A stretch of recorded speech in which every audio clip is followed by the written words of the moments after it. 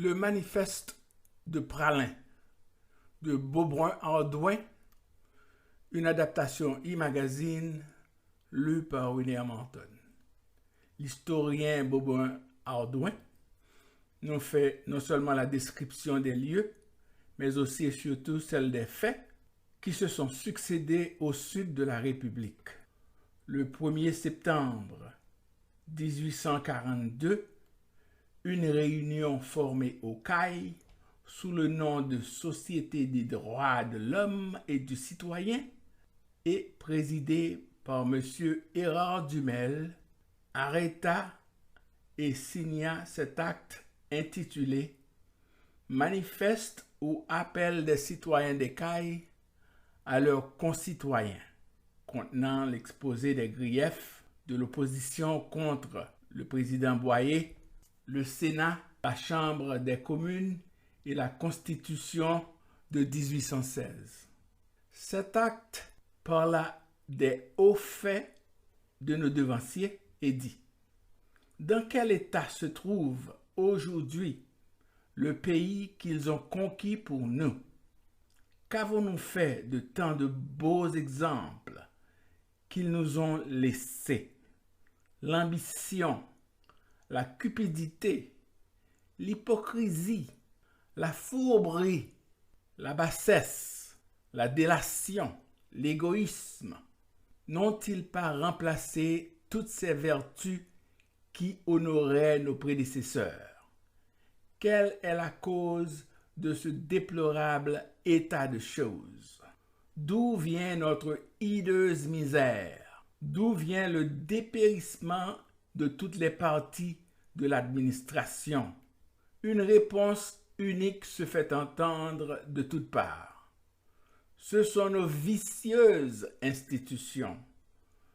Le mal vient des défauts de notre Constitution, des dispositions imprudentes de notre pacte social, où l'on a oublié presque partout que le peuple est souverain, où ses droits les plus sacrés ont été aliénés de l'imprévoyance de nos constitutionnels qui ont confié au Sénat et au premier magistrat de la République, en l'occurrence le président, des pouvoirs si grands et si étendus, si absolus, qu'ils semblaient croire l'humanité incorruptible et infaillible.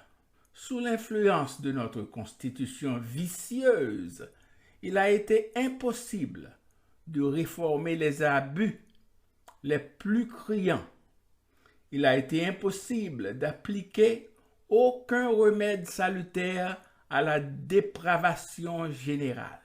Raisonnant ensuite d'après ces prolégomènes, cet acte examina comment les trois pouvoirs, entre guillemets, à la fois étaient parvenus en mettant en œuvre toutes les ressources insidieuses d'un despotisme hypocrite, alors qu'ils ne parlent que de principes, de bonheur général, de salut public, à trouver le moyen de fouler aux pieds les droits les plus sacrés du peuple, de nous enlever nos libertés une à une et de réduire le pays en cet horrible état d'aboutissement, démoraliser les citoyens, les réduire à la plus affreuse misère pour mieux les asservir.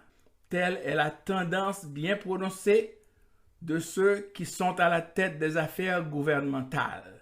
Puis, il passa en revue l'agriculture, la police y attachée, l'instruction publique, les impôts, en disant « L'infernale loi qui établit les droits de douane en monnaie étrangère, le personnel de l'administration publique, les emplois tant civils que militaires, occupés, entre guillemets, par des sujets incapables, immoraux, déconsidérés, qui n'ont su y arriver que par la flatterie, la délation, l'intrigue ou l'importunité, tandis que des citoyens patriotes, éclairés, consciencieux, vertueux, couverts de titres, connus par d'éminents services, parfaitement aptes, restent dans l'oubli, demeurent dans l'inactivité, s'ils ne sont persécutés. Le manifeste parle maintenant de la liberté de la presse, entre guillemets, qui n'existe plus de fait.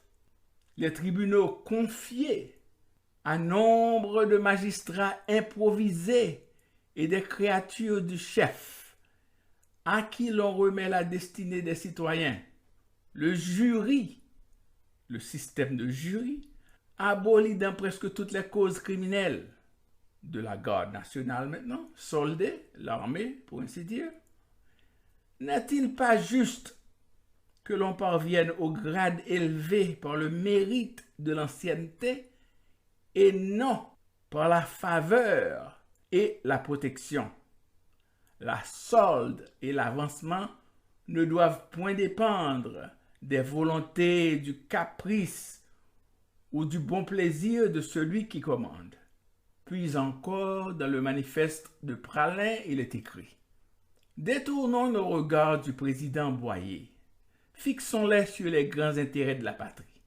Il ne s'agit en ce moment que des principes. Dans la balance de la chose publique, un homme n'est rien. Sans doute, ce sont nos défectueuses institutions qui l'ont fait ce qu'il est. Il sera par l'histoire attaché au pilori de l'infamie, ce chef dont le règne de 24 ans a détruit les nobles travaux de nos aïeux, qui nous a ravi toutes nos libertés sans exception, ce chef qui s'est gorgé de richesses et qui en a gorgé ses favoris, qui ne fait rien que pour ses satellites, dont la politique n'a jamais été que de se maintenir au pouvoir, en sacrifiant l'intérêt général, en pratiquant un machiavélisme laissé aller, en divisant les citoyens. Ce chef qui s'est montré constamment l'ennemi acharné du progrès, des améliorations et de la civilisation, qui a tant de fois porté sa main sacrilège sur l'arche sainte de nos institutions. Anathème, à jamais anathème, à ce liberticide Sénat, à cet exécrable instrument de la tyrannie, qui a eu l'impudeur et la mauvaise foi de dire que le peuple ne parle point, ne demande point une autre constitution. Enfin, l'heure de la régénération a sonné. Exécration et malheur, 100 fois exécration et malheur aux égoïstes, aux lâches, à ces enfants dénaturés d'Haïti qui auront été insensibles à la voix de la patrie, notre première mère. 100 fois exécration et malheur à ceux qui ne seront pas ralliés au drapeau de la liberté. Guerre aux ambitieux qui cherchent à perpétuer le régime du despotisme. Après ce cri de guerre et quelques autres considérations générales, le manifeste de Praslin parle sur la nécessité d'asseoir les bases du bonheur public en vivifiant l'agriculture, en activant le commerce, en protégeant l'industrie et les arts, en propageant l'instruction publique, en encourageant et favorisant les migrations, en augmentant enfin par tous les moyens notre population et nos ressources, et d'autres encore sur le danger de la gérontocratie.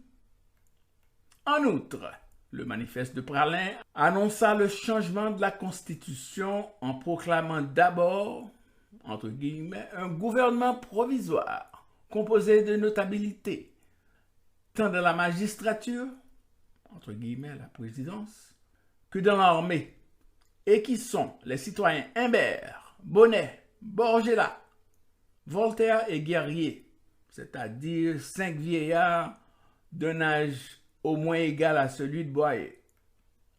Le gouvernement provisoire constitué, l'autorité du pouvoir exécutif ainsi que celle du Sénat et de la Chambre des représentants des communes cesseront. Puis venaient les attributions conférées à ce gouvernement pour former une assemblée constituante, entre guillemets, afin d'avoir une constitution des plus démocratiques qui proclame hautement la souveraineté du peuple et les principes de l'élection temporaire dans la plupart des fonctions publiques, notamment le pouvoir exécutif. Le gouvernement provisoire aura donc la dictature jusqu'à la réunion de l'Assemblée constituante. Cependant, ces fonctions dureront jusqu'à la nomination du pouvoir exécutif, après quoi elles cesseront. Toutefois, il sera dès à présent choisi au CAI un patriote dont le dévouement est connu pour diriger l'entreprise par nous provoquer. Il aura le commandement de l'armée et le droit de la réformer, s'il y a lieu, d'y faire toutes les mutations qu'il jugera convenables. Sa mission terminée, ce chef rentrera dans la classe des citoyens privés, sauf ce qui aura pu être décidé à son égard par le gouvernement provisoire ou définitif. Et le citoyen Charles Hérard Aîné, Rivière, chef de bataillon au régiment d'artillerie des Cailles, fut de suite choisi dans ce dessein. Il signa cet acte en qualité de chef d'exécution, Hérard Dumel en celle de président du comité, Pilorge, Ledoux, Philippe et Jean-Baptiste Lacroix comme membres du comité, Laudun, Lérisson, Thomas Presse comme secrétaire rédacteur. Le manifeste de Praslin en 1842 provoquera 3 autres, notamment le manifeste de la partie de l'Est en 1844 sous le gouvernement provisoire de Rivière-Hérard qui annoncera la scission de la partie espagnole. Ce manifeste expliquera les griefs des Dominicains contre Boyer. L'ancien président, comme vous le savez, avait pris la fuite avec sa famille vers Porto Rico en 1843. Ensuite, il y aura 2 autres manifestes, le manifeste du Nord et de l'Ouest, qui exprimèrent également leur grief contre le despotisme de Jean-Pierre Boyer, ancien président à vie de la République, qui passa 24 années au pouvoir.